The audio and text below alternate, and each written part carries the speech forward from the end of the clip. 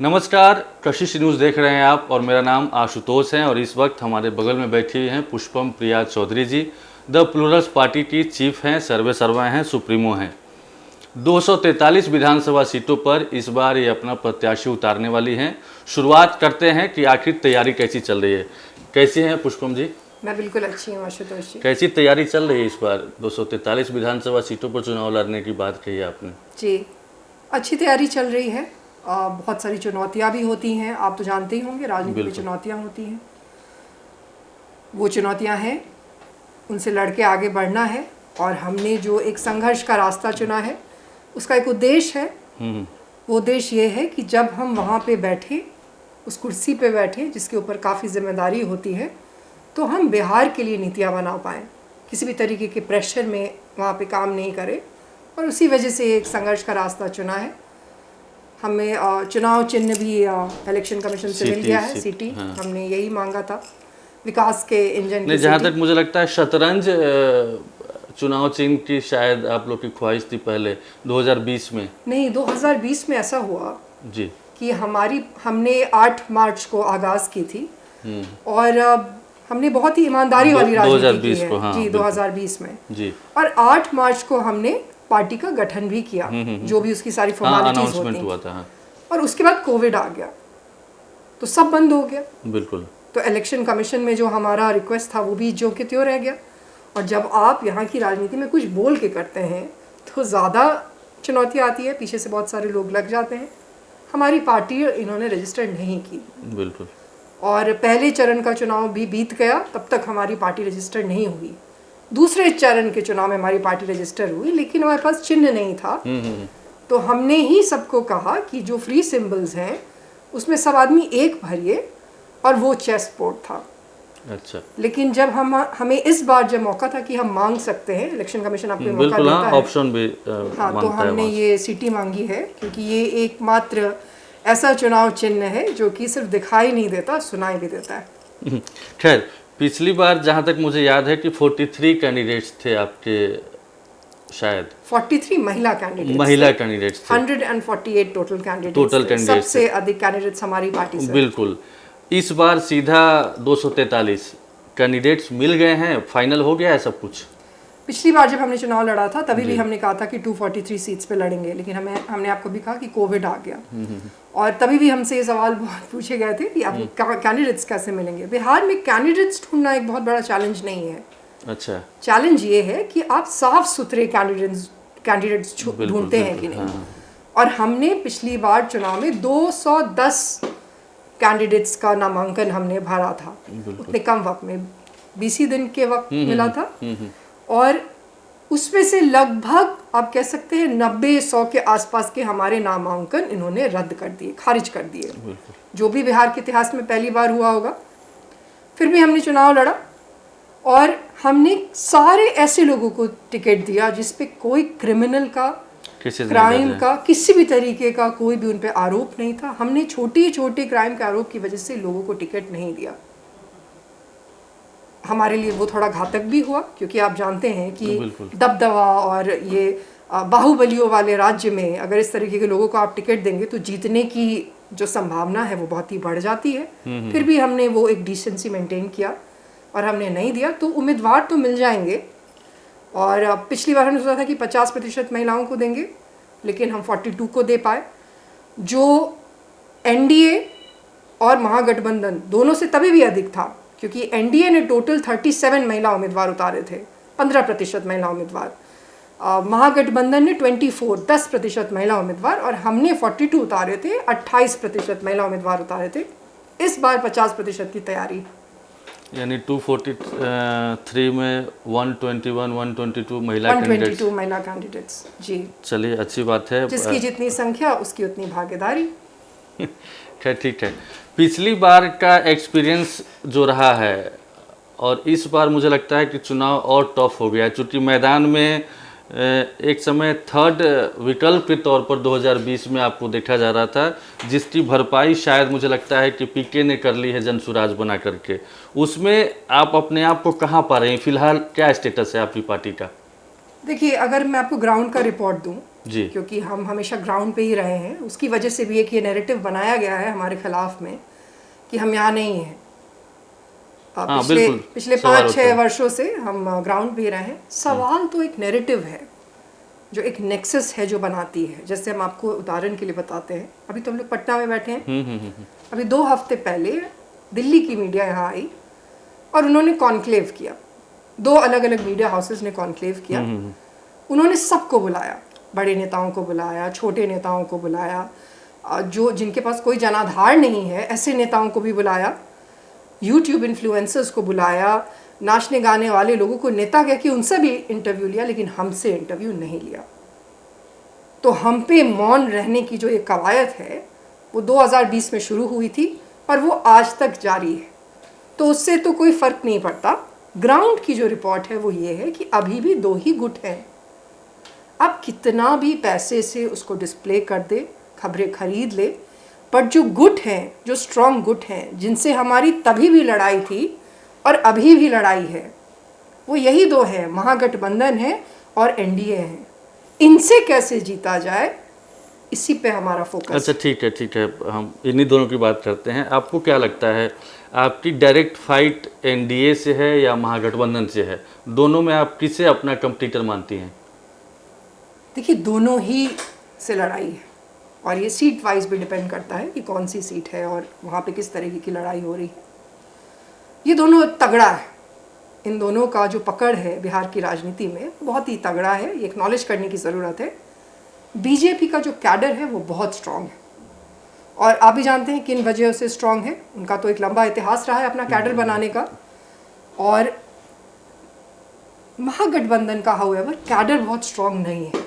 उनके पास vote bank है, जो उनका जो भी वो एमवाई कहते हैं, जो वोट बैंक है, लेकिन लड़ाई दोनों से ही होगी, कंपेटिटर दोनों ही होंगे। अब इसमें एक ट्विस्ट है।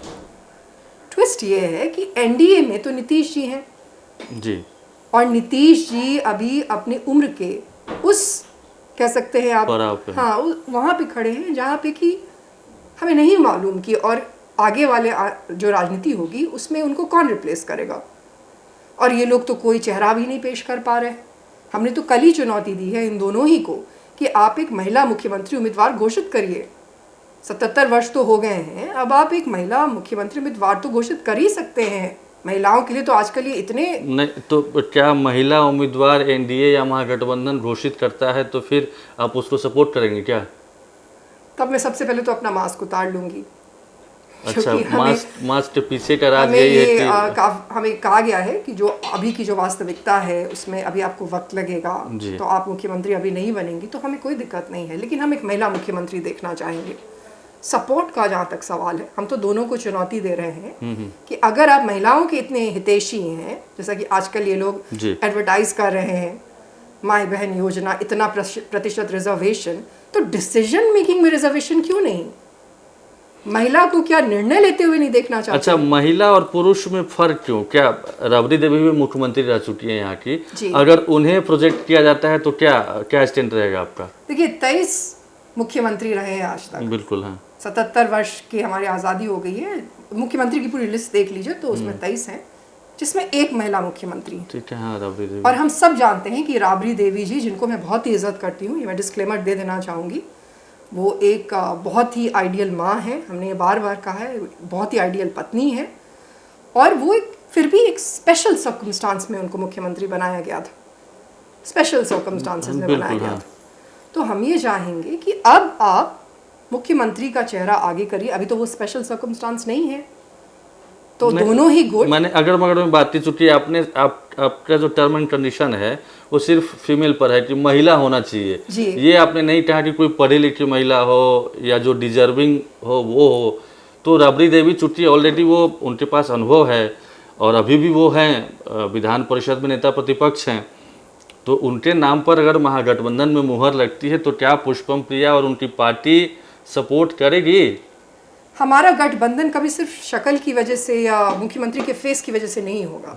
हमारा गठबंधन अगर किसी के साथ भी होगा तो वो बिहार को आगे ले जाने का उनका क्या विजन है उसके बेसिस पे होगा। सिर्फ इतना काफ़ी नहीं है, ये तो हम आपको समय की बस मांग बता रहे हैं।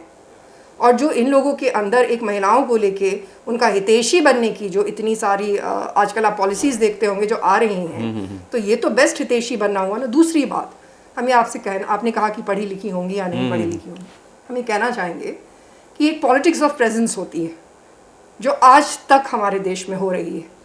जो ये जो एक नारा है, जिसकी जितनी संख्या उसकी उतनी भागीदारी, जिसकी जितनी संख्या उसकी उतनी भागीदारी, बिल्कुल।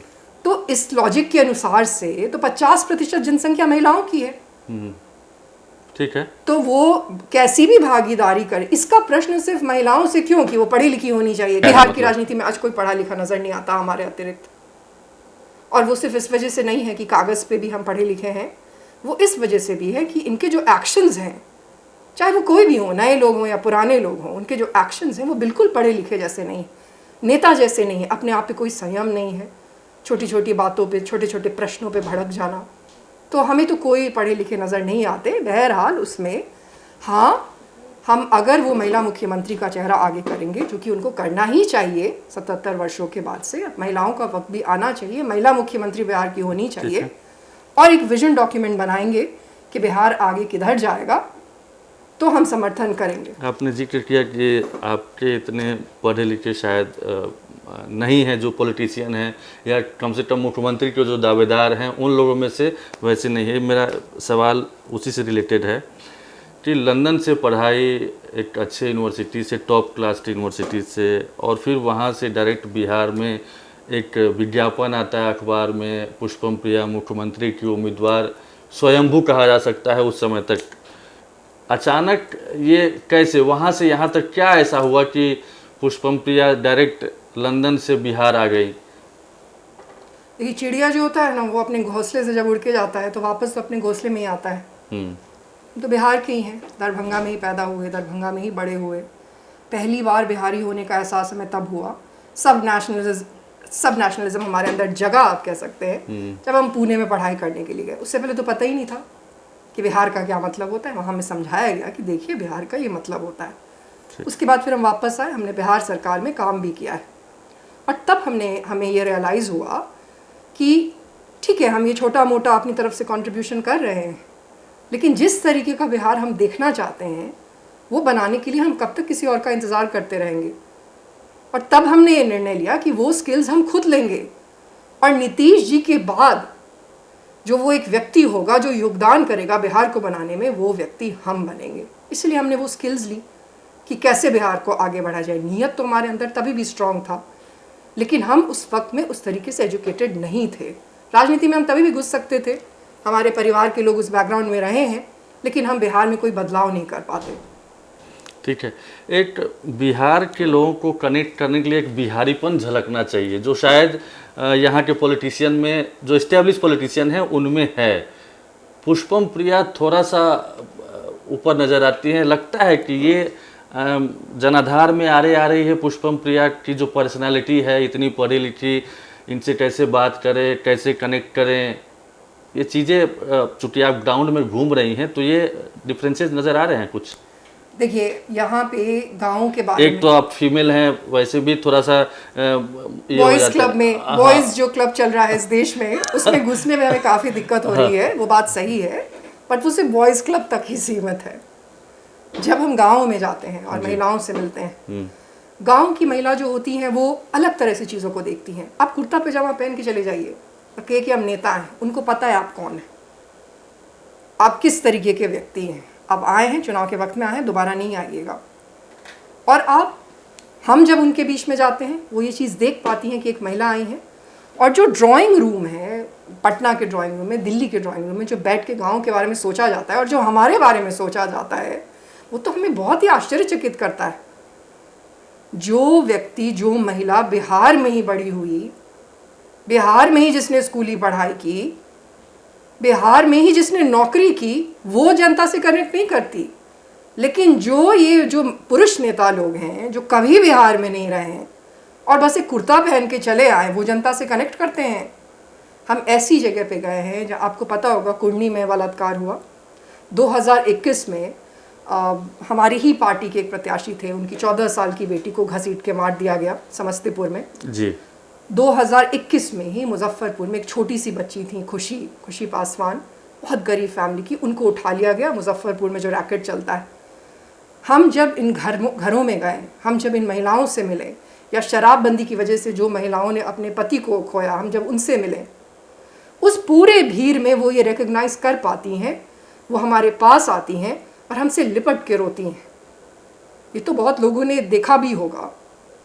और वो जो टाइम होता है जब वो आपके उतना क्लोज होती हैं, जब वो आपसे लिपटी हैं और वो रो रही होती हैं, वो इतना, आप कह सकते हैं अंदर तक वो आपको हिला देने वाला एक वक्त होता है, जबकि हमें भी उनके साथ रोना आ जाता है।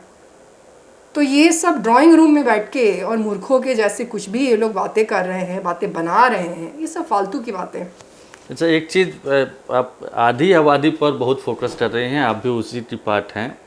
आपको लगता नहीं है कि कुछ ज़्यादा अगर ये हो जाएगा तो फिर पुरुष वोटर जो हैं वो शायद खिसक जाएं?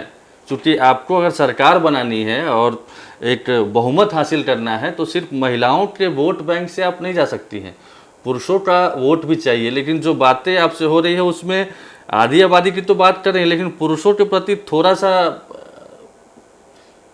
मतलब अलगाव दिख रहा है मुझे। ये बात बिल्कुल भी गलत बात है। बॉयज़ के प्रति आपको थोड़ा सा अलगाव दिखेगा, जो उम्र में बड़े हो गए हैं लेकिन पुरुष नहीं बन पाए, उनकी मानसिकता वहीं तक रह गई। लेकिन अधिकांश जो पुरुष हैं वो गंभीर हैं, वो महिलाओं को इज़्ज़त करते हैं, महिलाओं को रिस्पेक्ट करते हैं, वो बॉयज़ मेंटालिटी वाले लोग नहीं हैं। और हमारी पार्टी में जो हमें समर्थन है वो अधिकांश ऐसे ही लोगों ने दिया है, क्योंकि महिला ही प्रेसिडेंट है जी। तो ऐसे ही सभी लोग भाग जाते। और जो भी समझदार पुरुष हैं वो ये चीज़ मानते हैं कि हर व्यक्ति को उसका अधिकार मिलना चाहिए।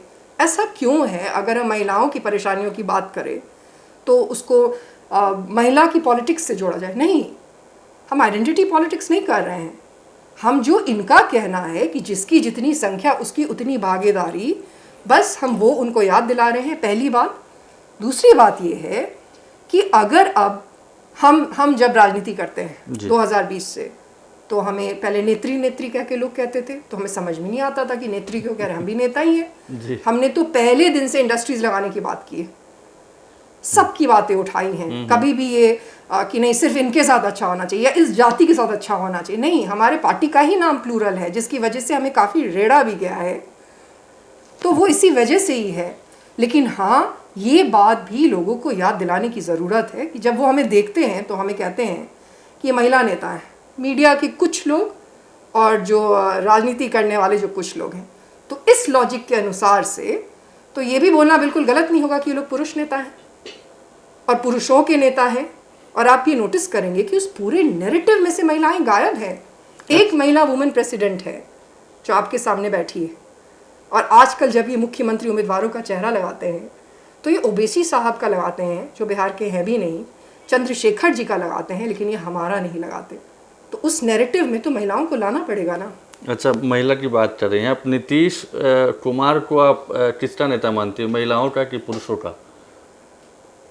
देखिए, नीतीश जी ने भी महिलाओं की बात उठाई, उन्होंने ये सवाल हम इसलिए पूछ रहे हैं क्योंकि मुझे लगता है कि 2005 से लेकर अब तक महिलाओं के लिए जितना नीतीश कुमार ने किया है, शायद इससे पहले जितने भी मुख्यमंत्री बने हो उन्होंने नहीं किया, हम इस दावे के साथ कह सकते हैं। जो डाटा है हमारे पास, जो फैक्ट है वो। तो आपने अपने इससे पहले वाले प्रश्न का खुद जवाब दे दिया जी, कि महिलाओं के लिए उन्होंने इतना किया, फिर भी वो महिला और पुरुष दोनों के ही मुख्यमंत्री रहे, दोनों के ही नेता रहे। लेकिन उन्होंने इसलिए महिला के लिए किया कि महिलाओं के लिए करना भी मुखिया की ही जिम्मेदारी होती है। हम मानते हैं कि उन्होंने महिला के लिए किया है, हमने कहा हम ये भी मानते हैं कि उन्होंने बिहार के विकास को ट्रैक पे लाया है। तो सपोर्ट कीजिए ना उनको, उनके जो विकास के पथ पर जो अग्रसर है बिहार, तो आप सपोर्ट कीजिए उनको। अगर वो ऑफिसर्स के सर पे गमला नहीं रख रहे होते, अगर वो नेशनल एंथम में भी अपने आप को रिटेन कर पाते, तो हम उनको शायद करने की सोचते, अगर एक ऐसा विजन बनता। नहीं, ठीक और है। एक दिक्कत हमारे साथ ये भी है कि नीतीश जी हमारे परिवार है और हमारे परिवार के सभी लोग उसी पार्टी में हैं। अब हमारे साथ ऐसा है, आप कह सकते हैं कि हमारा ऐसा एजुकेशन सिस्टम है कि हमें तो ये प्रोफेशनल स्पेस को परिवार में जोड़ देना तो मिलेगा कि हम घर में ही हैं। नहीं, मेरा अगला सवाल होने वाला भी था ये कि पिताजी जेडीयू से जुड़े रहे, नीतीश कुमार के क्लोज में भी कहे जाते हैं, फिर आपको अलग पार्टी बना करके बिहार को बदलने की ज़रूरत नीड क्यों आई? उनके साथ भी रह करके आप बिहार को बदलने में अपनी भूमिका निभा सकती थी। 2005 में जब नीतीश जी ने राजनीति में जीत हासिल की, जी। जो काफ़ी लंबे संघर्ष के बाद हुआ, और शुरुआत में तो उन्होंने पर्सनली भी 2-2 चुनाव हारे ही थे। उनका एक अपना एक्सपीरियंस रहा, जो एक्सपीरियंस आपको राजनीति में विकास के कार्य में काफ़ी नज़र आता है। जी जी। और 2005 से 2010 तक उन्होंने बहुत काम किया, बिहार को बिल्कुल ही बदल ही दिया था उन्होंने 10 साल में। जी। उसके बाद राजनीति भी काफ़ी सम्मिलित हो गई, उनके विकास के मार्ग पे राजनीति भी काफ़ी मिल गई। अब आगे बढ़ने का वक्त है। वो हम इस वजह से कह रहे हैं कि वो एक अलग जनरेशन है, हम लोग एक अलग जनरेशन है। जैसे हमारे घर के भी जो लोग राजनीति में हैं, उनका अपना एक एक्सपोजर है, वो चीज़ों को अपनी तरह से देखते हैं। चाहे वो नीतीश जी हों, कितना अच्छे तरीके से देखते हैं नहीं देखते हैं उस पर बहस हो सकती है, लेकिन वो उनका अपना देखने का एक नज़रिया है। वो सब हमसे बड़े हैं, हम उनकी बेटी के जैसे हैं, तो उसमें हम उनके नज़रिया को जाके बदल नहीं सकते, और वो अच्छी चीज़ भी नहीं होगी। हमें बचपन से सिखाया गया है कि जो बड़े हैं उनका अपना एक नज़रिया है, लेकिन अब जो आने वाली पीढ़ियां हैं उनके लिए हम अपना एक नज़रिया उनके सामने रख सकते हैं। इसको थोड़ा सा और हिम कर लेते हैं। आपने अभी कुछ एग्जांपल्स बताए नीतीश कुमार के, यानी कि आपके कहने का मतलब है कि नीतीश कुमार का एरा अब ख़त्म हो चुका, अब नए लोगों को आना चाहिए। ये 2025 की बात आप कर रहे हैं, लेकिन आपने अपनी पार्टी लॉन्च की है 2020 में, और सेम मतलब यही मुद्दे भी थे, और नीतीश कुमार को हटाने के लिए ही आपकी पार्टी का जन्म हुआ था। तो उस वक्त ऐसा क्या था? उस वक्त तो ये एग्जाम्पल आप नहीं दे सकती थी कि अब वो गमला रख दे रहे हैं या बाकी चीज़ें कर रहे हैं। उस वक्त तो वो एक्टिव थे। हाँ, वो एक्टिव थे। हमने अपने आप को राजनीति में लॉन्च किया था जी। हम हमेशा से ही राजनीति अपने शर्तों पे करना चाहते थे। ये हो सकता था कि शायद हम उनके पार्टी में होते, हो सकता था। अपनी पार्टी बनाने के बाद भी हो सकता था कि हो। हमने आपको कहा कि हमें आज भी गठबंधन करने में अब कोई दिक्कत नहीं है। हमने इस बात को कि इस देश की सच्चाई ही गठबंधन है, हमने एक्सेप्ट किया है। लेकिन आप ये कहिए कि इस तरीके के सर्कमस्टांस कभी बने ही नहीं कि हम मिल जाएं। या जब हमारे पिताजी का सबसे पहले तो जब हमने ये ऐड दिया तो उन्होंने शायद हर चीज़ को काफ़ी पर्सनली ले लिया, और उन्होंने इसकी क्या कारण है वो जानने की कोशिश भी नहीं की। हमसे जब वो 2023 में मिले तो हमने उनको कहा, उन्होंने हमसे सबसे पहले यही बात पूछी, उस मौके पर भी सबसे पहले यही बात पूछी कि आप तो हमारे ही साथ थे, फिर ये करने की क्या ज़रूरत थी। और हमने उनको स्पष्ट रूप से कहा कि हमने आपकी वजह से नहीं किया है। आप अगर इसको गौर से देखें जो हम कर रहे हैं, तो आप ये पाएंगे कि हम एग्जैक्टली वही कर रहे हैं जो कभी नीतीश जी किए थे। हम नीतीश जी के ही रास्ते पे चल रहे हैं। हमने बस उस दिन अपनी राजनीति की शुरुआत की। हर आदमी का एक मेक होता है। हम अपने पिताजी से राजनीति मांग के नहीं ले सकते। आप ये कह सकते हैं कि ये हमारा बैड है, कि ये हमसे नहीं होगा, हमें ये मोरली गलत लगता है। हाँ, उस दिन जिस दिन आप सब हमें जान जाएंगे, उसके बाद अगर आप हमारी तरफ अपना हाथ बढ़ाएंगे तो चीज़ें अलग हो सकती है। लेकिन एक लड़की होने के भी नाते जिस तरीके से हमारी परवरिश होती है, हमें थोड़ी बचपन से कहा जाता है बेटों की तरह कि अब आपका सब कुछ है। हमें तो बचपन से दूसरे घर में जाने के लिए तैयार किया जाता है। तो ये चीज़ हमें नहीं आई। हमारा जो एजुकेशन रहा, जो एजुकेशन सिस्टम रहा, उसमें हमें ये मोरली बहुत गलत लगा कि हम मांग लें। आप जो बता रहे थे मुझे जो समझ में आया कि शायद जब आपने पार्टी बनाई तब आपके पिताजी से नीतीश कुमार ने कुछ कहा, फिर 2023 में जहाँ तक बता रहे हैं कि मुलाकात हुई। तो वो थोड़ा सा हम जानना चाह रहे हैं कि जिस वक्त चूँकि वो उनकी पार्टी से आपके पिताजी जुड़े रहे हैं, जेडीयू से जुड़े रहे हैं, और आपने एक नई पार्टी का गठन किया, उस वक्त क्या नीतीश कुमार ने पिताजी को बोला कि क्या कर रही है आपकी बिटिया, ज़रा समझाइए, इस तरीके से हमारे खिलाफ वो मैदान में उतर रही हैं? देखिए, नीतीश जी की एक बात जो है वो बहुत अच्छी है, और जी। वो थोड़ा बहुत हम में भी वो चीज़ है। उन्होंने ये कभी नहीं कहा कि आप अपनी बेटी को समझाइए, मे बी क्योंकि उनको लगा कि ये उनका प्लेस नहीं है। हम आपको एक उदाहरण देते हैं। हमारे घर के जितने भी निर्णय हैं हमारे दादाजी के गुजर जाने के बाद से वो नीतीश जी से पूछ के ही लिए गए हैं। अच्छा। हमारी जो बहन है, हमसे बड़ी एक बहन है हमारी, उन्होंने इंटर कास्ट मैरिज की, और हमारे पिताजी को उन्होंने बताया कि हम इनसे शादी करना चाहते हैं। उन्होंने बिल्कुल मना कर दिया कि नहीं, ये नहीं हो सकता। सोचा भी नहीं, क्योंकि इसी तरीके की सोशल कंडीशनिंग रही है कि ये कैसे हो सकता है। जी। फिर वो काफ़ी दुविधा में थे, तो उन्होंने उसी शाम नीतीश जी को फ़ोन किया और उनसे कहा कि सर ऐसे ऐसे है, और ये इनका ये कास्ट है, इनका ये कास्ट है, समाज में लोग क्या कहेंगे, मैं क्या करूं। और नीतीश जी ने उनको कहा कि दोनों पढ़े लिखे हैं, बिटिया भी पढ़ी लिखी है, फिर आप ये सब मत निर्णय लीजिए, वो जिनके साथ खुश रहेंगी उनके साथ आप उनकी शादी करिए। और उस सेकंड में उनका पूरा पिताजी का निर्णय बदल गया और एकदम धूमधाम से सब कुछ हुआ। तो ये कभी भी नहीं हुआ कि उन्होंने फ़ोन करके उनको ये कहा हो कि आप उनको मना करिए कि वो क्यों ऐसा कर रही। उनसे पूछा काफ़ी बाद में 2021 में उनसे पूछा कि क्यों हमें गाली दे रही हैं, मतलब हम किए क्या हैं ऐसा। तो हमारे पिताजी भी दुविधा में आ गए, तो उन्होंने कहा कि सर आप खुद ही पूछ लीजिए। बस इतनी बात हुई। तो पूछा उन्होंने नीतीश कुमार जी ने हमसे, उन्होंने वही 2023 में जब पिताजी का निधन हुआ तब उन्होंने पूछा। हमने उनको स्पष्ट रूप से कहा कि हम आपके ही रास्ते पे चल रहे हैं। He has always been my role model.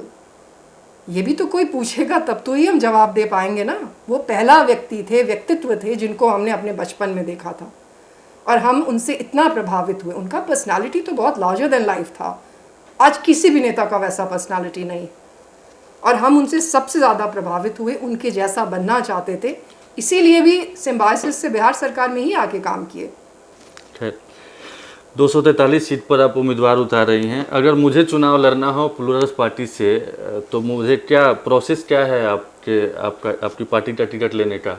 चूँकि कई सारे यूथ होंगे जो इंटरव्यू देखेंगे और वो चाहेंगे, चूँकि आपने जो बताया कि पढ़े लिखे, मतलब जनरल जो परसेप्शन बना हुआ, जो एक ट्रैक पे चल रहा है, उससे डिफरेंट प्रत्याशी शायद चाहिए, तो वो खुद को अलग पाते होंगे। तो कैसे कांटेक्ट करें, कैसे आपकी पार्टी का टिकट लें वो, और क्या देखती हैं आप उनमें? हमारा एक प्रस्तावना पत्र है जी, जो हमने पिछले महीने जारी कर दिया था, उसको भरना है।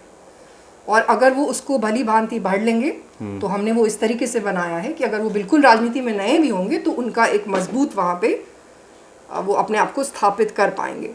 और हम 2020 में भी चाहते थे कि ज़्यादा से ज़्यादा ऐसे लोग आए जो एक ख़ास तरीके के ग्रुप के साथ नहीं जुड़े हों, बल्कि वो लोग आए जो बिल्कुल ही फ्रेश लोग हों, जिनके पास एक विजन हो, जो एक सिर्फ सत्ता परस्त लोग ही राजनीति में नहीं आए, चाहे नए हो या पुराने, नए लोग भी सत्ता परस्त हो सकते हैं। तो उसका एक लिटमस टेस्ट है जो कि वो प्रस्तावना पत्र है, वो बस भरना है और उनका एप्लीकेशन हमारी पार्टी में स्वीकार किया जाएगा। जनाधार कोई इम्पोर्टेंस रखता है या फिर व्यक्तित्व ज़्यादा महत्व रखता है कि कैसी पर्सनालिटी है, क्या बैकग्राउंड है, पढ़ा लिखा है या नहीं है? जनाधार, चूँकि देखिए आपका जिस पार्टी से मुकाबला होने वाला है, या जिस गठबंधन से आपने कहा कि दोनों मजबूत गठबंधन है, महागठबंधन हो, एनडीए हो, तो बाघ के सामने में आप बकरी को चुनाव लड़ाएंगी तो फिर जीतने की अपेक्षा नहीं कर सकती हैं आप। हाँ। तो फिर आपको जिताऊ उम्मीदवार भी चाहिए। तो क्या एक पढ़ा लिखा बंदा जो कहीं से अच्छी खासी पढ़ाई करके आ रहा हो, सीधा टिकट दे दिया आपने और वो चुनाव मैदान में जा रहा हो और फिर नतीजा वही जो 2020 वाला हो, सबकी जमानत जब्त हो जाए, ये भी तो देखना अच्छा नहीं रहेगा। तो फिर कैसे इसको 2020 से 2025 में टिकट बंटवारे में आप क्या उसको मतलब उसमें फाइंड आउट कर पाएँ कि उस बार जो दिया था उससे इस बार बेहतर उम्मीदवार को देना है या ऐसे उम्मीदवार को देना है जो जिताऊ हो? देखिए, बेहतर उम्मीदवार एक बहुत बड़ा शब्द है जी। बाघ के सामने बाघ को खड़ा कर देंगे तो फिर कभी भी बिहार नहीं बदलेगा। एक क्रिमिनल बाहुबली के सामने में दूसरे क्रिमिनल बाहुबली को खड़ा कर देंगे तो उससे क्या बदलाव होगा? बदलाव के लिए तो आपको सदन में जाना पड़ेगा ना, आपकी संख्या उतनी होनी चाहिए ताकि आप बदलाव कर अगर हम पाएं। सदन तो जब तक आप सदन में नहीं अगर हम इन बाहुबलियों के साथ सदन में पहुंच भी गए तो हम क्या बदलाव कर पाएंगे?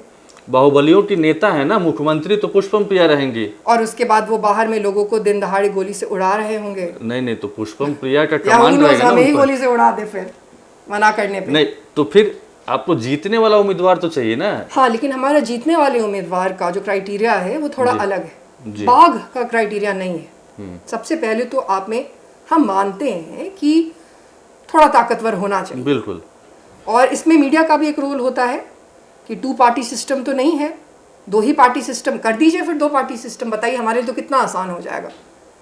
हमारा तो सारा संघर्ष ही खत्म हो जाएगा। बिल्कुल सीधे सीधे नीतीश जी के पार्टी में चले जाते, 2 पार्टी सिस्टम रहता, या किसी के भी पार्टी में जाते अलग तरह की राजनीति करते। हर व्यक्ति जो कि आया है वो एक प्रोसेस से आया है। आज जिसको आप बाहुबली कह रहे हैं वो भी तो एक दिन मामूली सा कोई इंसान था जो कि आज बाहुबली बन गया, या बाहुबली नहीं भी है तो ताकतवर बन गया, पॉपुलर बन गया, तो ऐसा क्यों होना है कि सिर्फ जो बड़े बड़े लदे हुए पेड़ हैं बस उसका ही फल बन के आप बाहुबली या ताकतवर बन सकते हैं? ये तो सबको वो स्पेस देने की ज़रूरत है। जो मीडिया का काम है कि आप जो भी नए उम्मीदवार भी आए उनकी भी खबरें चलाएं, ना कि ये कहे कि हम सिर्फ मेन स्ट्रीम मीडिया को कवर करते हैं। तो एक सहयोग है जो कि जितने भी पिलर्स हैं डेमोक्रेसी के उनको करना पड़ेगा अगर बिहार में बदलाव चाहिए तो। और हम अपनी तरफ से जो सबसे अच्छे उम्मीदवार होंगे, हमारे नज़र में जो सबसे मजबूत उम्मीदवार होंगे, हम उनको खड़ा करने की पूरी कोशिश में हैं। 243 विधानसभा की सीट है, 243 कैंडिडेट्स भी आपने कहा कि मिल गए हैं।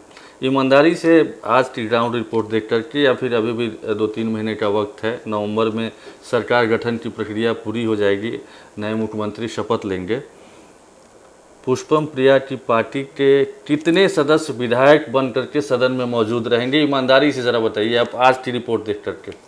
देखिए, अगर मैं अपने कार्यकर्ताओं के बारे में ये सोच के बोलूँ जी, तो मैं बोलूँगी सभी होंगे।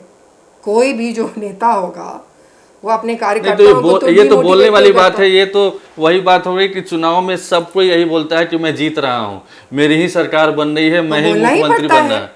बोलना ही पड़ता है तो आपके इसीलिए ऊपर। मैंने ईमानदारी शब्द जोड़ा कि ईमानदारी से पुष्पम प्रिया जो लंदन से पढ़ाई करके आई हैं वो बताएं। हमारी ईमानदारी एक- जो एक- हमारे एक पार्टी के नेता नहीं। कार्यकर्ता है जी। उनके प्रति थोड़ा ज़्यादा है, लेकिन हम आपकी बात समझते हैं। अभी बहुत जल्दी है किसी भी पार्टी के लिए बताना। चलिए, हमें आप अगर आप माइनस भी कर लीजिए, और अभी क्या गठबंधन, महागठबंधन और एनडीए, क्या भी एग्जैक्ट नंबर्स बता सकता है? ऐसे ऐसे सीट्स हैं। महागठबंधन और एनडीए दोनों तो बता रहे हैं कि हमारी सरकार बन रही है। तो ये भी वही वाली बात हो गई, नेता वाली बात नहीं हो तो गई। इसका आधार भी है ना, कई सारे सर्वे भी आए हैं, उसमें भी अब हम दोनों के बीच में फाइट, सर्वे की क्या सत्यता है फाइट हम तो नहीं जानते। नहीं, आपने भी माना है लेकिन हम कि आपसे ये दो पूछते मजबूत हैं। गठबंधन है, मजबूत है, और हम उसमें आपसे आपको पूछते हैं। अपना स्पेस बनाना है। हाँ, लेकिन हम आपसे पूछते हैं कि आप भी जानते हैं कि जो डिसीजन है वोटिंग का, वो तो आखिरी जो 24 घंटे होते हैं उसमें भी बदल जाता है। दूसरी बात ये भी है कि ऐसे ऐसे सीट्स रहे हैं जहाँ पे कि 5-5 हज़ार 10-10 हज़ार से मात्र ये लोग हारे और जीते हैं, और जो अभी इनका ढर्रा है उसमें तो कुछ भी नया करते हुए नज़र नहीं आ रहे। तो अभी जो आसार नज़र आ रहे हैं उसमें ये भी नहीं आपको कायदे से कह सकते हैं कि किनकी सरकार बनेगी। पहली चीज़ में अभी बहुत पानी बहना बाकी है, तो हम भी आपको ये नहीं कह पाएंगे, लेकिन हम ये ज़रूर कहेंगे कि हम 2019 में बिहार में राजनीति करने के लिए आ गए थे, और हम उन लोगों में से नहीं हैं। हमारे ऊपर भले ही मीडिया मौन रह ले, फिर भी हम भागने वाले लोगों में से नहीं हैं। अच्छा, ये बताइए, मीडिया अटेंशन किसको देता है? सबको देता है। नहीं, अब बिल्कुल देखिए, नहीं। अच्छा हम आपसे एक बात पूछते हैं। मीडिया अटेंशन उसी को देता है जो फील्ड में दिखते हैं। हमने मुझे तो लगता है कि ये मिसिंग है। हमने तो अभी आपको कहा कि 2021 में जब हमने समस्तीपुर में वो आंदोलन किया तो क्या हम नहीं दिखे? क्या वो बच्ची जिनको घसीट करके रेप कर दिया गया, तो क्या वो महत्वपूर्ण मुद्दा नहीं था? वो खबर सेंटर नहीं आई, वो कहीं नहीं आई। अभी हम गोपाल खेमका जी के यहाँ गए, क्या वो खबर आपको कहीं नजर आई? नहीं आती है। अभी हम बिहार में हैं, आपके साथ बैठे हैं, क्या जो कॉन्क्लेव हुआ उनके जो मीडिया के लोग थे दिल्ली के, क्या उनको हम नज़र नहीं? हम सभी मीडिया के लोगों पे नहीं आरोप लगा रहे हैं, लेकिन हाँ, कुछ ऐसे लोग हैं जो हम पर शुरू से मौन रहे हैं, हमें कवर भी नहीं करते हैं, और ये एक डेंजरस चीज़ है। अगर हम उसका कारण नहीं है, और कारण मात्र इतना ही है कि इनको महिला एकमात्र वुमेन प्रेसिडेंट इनको नज़र नहीं आ रही है, तो वो और भी चिंता का विषय है। खैर, चलिए, बहुत लंबा इंटरव्यू होता जा रहा है। एक लास्ट सवाल, मैंने 243 कैंडिडेट्स के बारे में पूछा कि आप अपने आप को, आपकी पार्टी कहाँ देख पा रही, कितने लोग सदन में चुन कर जाएंगे, ये पूछा मैंने। खैर, उसको मैं शॉर्ट कर देता हूँ। जो मुख्यमंत्री की कैंडिडेट हैं पुष्पम प्रिया चौधरी, आपने शायद पिछले इंटरव्यू में जो कल परसों जो पीसीटी थी, आपने बताया कि दरभंगा से इस बार चुनाव लड़ना चाह रही हैं। पिछली बार बिस्फी और बांकीपुर से चुनाव लड़ा था आपने, लेकिन मुझे लगता है कि जो आपकी उम्मीद होगी, जो एक्सपेक्टेशन होगा, उससे कम वोट आए थे। इन दोनों को छोड़ करके इस बार दरभंगा जाना, क्या रीज़न क्या है? पिछली बार जब 13 अक्टूबर को हमारी पार्टी रजिस्टर हुई, पहले चरण के चुनावों के बाद हुई, तो हम जानते थे कि बहुत अच्छा परफॉर्मेंस नहीं होगा। और बिस्फी हमने क्यों चुना था ये आप समझते होंगे। बिस्फी एक बहुत ही पोलराइज सीट है। वहाँ पे एक सड़क है, उसके एक तरफ जो है आप कह सकते हैं मुस्लिम बहुल पूरा इलाका है, और एक तरफ जो है वो हिंदू बहुल इलाका है। और जो वहाँ के नेता हैं वो काफ़ी उन पे आरोप रहा है कि वो दंगा करा के चुनाव जीतते रहे हैं, फिर भी हमने वो जगह चुनी थी। क्योंकि जो सेल्फ मेड लोग होते हैं उनको राजनीति में अपने आप को स्थापित करने में संघर्ष करना पड़ता है, और हम एक मैसेज देना चाहते थे कि इस तरीके की हमारी राजनीति होगी। नीतीश जी 2 चुनाव हारे थे, और उनकी समता पार्टी जो कि बाद में जदयू बन गई, वो तो कितनी चुनावें हारी थी, इसका कोई रिकॉर्ड ही नहीं। तो हार से फर्क नहीं पड़ता है, हार कर उठ कर खड़े होने वाले कम होते हैं। हाँ, तो हम उनमें से नहीं हैं। हम बिल्कुल उठ के डट के और बिल्कुल लगे गिरना हुए तो हैं। लगा रहता है, चलिएगा तो गिरिएगा ही जो आप, व्यक्ति लेकिन कभी गिर के हारता उठना पड़ता है। वही कभी जीतता है। तो हम बिल्कुल डटे हैं, और दरभंगा तो हमारा गृह जिला है। हमारे पार्टी के जो लोग हैं और जो दरभंगा के जो लोग हैं विशेष करके, वो चाहते हैं कि हम दरभंगा से चुनाव लड़ें। हमने इस पर अभी तक फाइनल निर्णय नहीं लिया है, उसका कारण वहाँ के विधायक हैं। एक विधानसभा सीट से ही पुष्पम प्रिया लड़ेंगी, या फिर पिछली बार की तरह 2 नहीं, इस बार एक ही सीट से लड़ेंगे, और अभी तक की निर्णय इसमें से भी पक्का नहीं हुआ है, क्योंकि संजय सरावगी जी वहाँ के विधायक हैं, जो मंत्री भी हैं जी, और हमारे काफ़ी व्यक्तिगत अच्छे संबंध हैं। तो एक मोरल डायलेमा भी है हमारे लिए। 20 वर्षों से वो वहाँ के विधायक हैं। पार्टी का काफ़ी प्रेशर है, लेकिन हमने अभी तक उस पर डिसीजन नहीं लिया। तो चलिए, हम उम्मीद करेंगे कि पुष्पम प्रिया चौधरी 2025 में जब सरकार का गठन हो तो कम से कम ये सदन में ज़रूर नज़र आएँ, और इनकी जो मुद्दे हैं वो सदन में गूंजते हुए नज़र आएँ। इनकी आवाज़, बुलंद आवाज़ जो है वो सदन में गूंजे, और जो मुद्दा ये उठा रही हैं वो सरकार से भी उठाएं। और बाकी हालांकि इनका तो दावा है कि सरकार बनाएंगे, सारे लोग जीत कर आएंगे, वो कितना सत्य होता है वो वक्त बताएगा। बहुत बहुत धन्यवाद, नमस्कार।